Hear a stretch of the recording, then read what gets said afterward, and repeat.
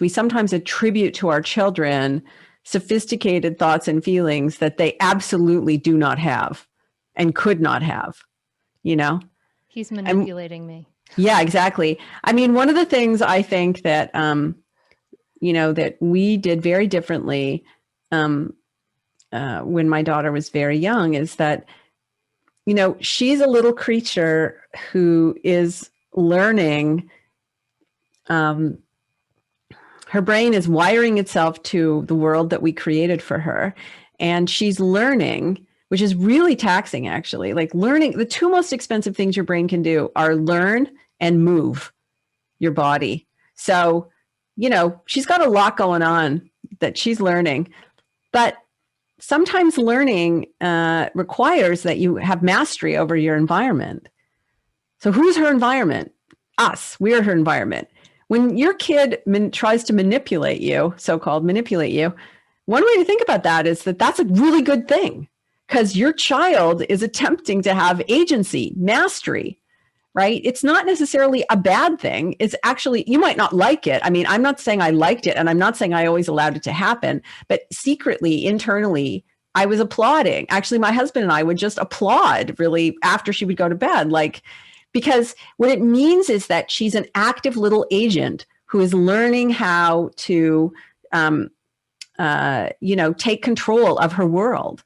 And that's a really good thing. And, one thing we used to say to each other all the time was, it's really irritating now, but when she's 25, we're going to be really, really happy that she learned how to do this.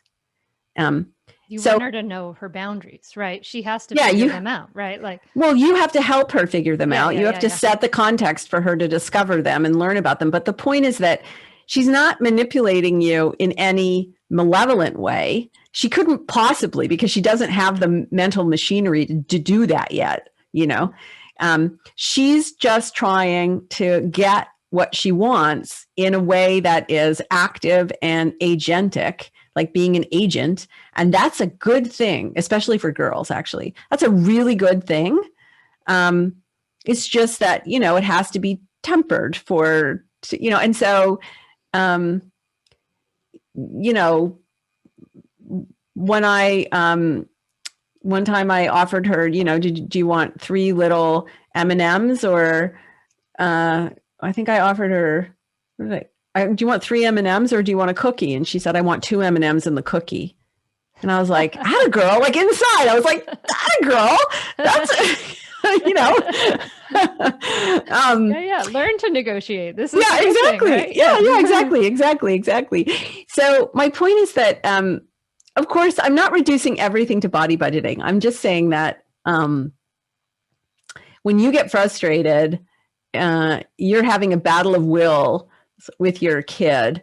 Partly, I think the thing to remember is you are not working always with a flushed budget. Your budget might be you might be running somewhat of a deficit, particularly if you're not sleeping enough and you're not eating healthfully, or if you're not exercising enough, if you're too sedentary. And there are all kinds of things which really tax our body budgets in ways that we're, people are only just now becoming aware of.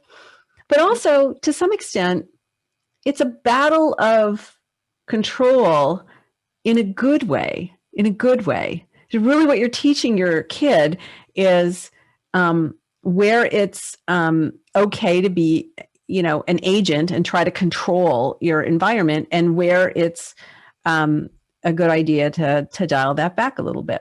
Catch new episodes of the Mindful Mama podcast and other free resources, including the Mindful Mom Guide at mindfulmamamentor.com.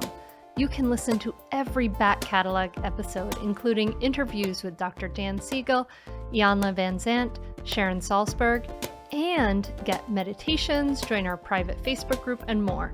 Go to mindfulmamamentor.com now. I'll see you there.